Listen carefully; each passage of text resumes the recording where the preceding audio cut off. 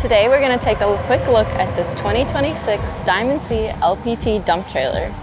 This is an 82 by 14 foot Pacesetter edition. This trailer has a GVWR of 14,900 pounds. It weighs 4,950 pounds and has a payload capacity of 9,950 pounds. This trailer is perfect for hauling all types of heavy materials and equipment.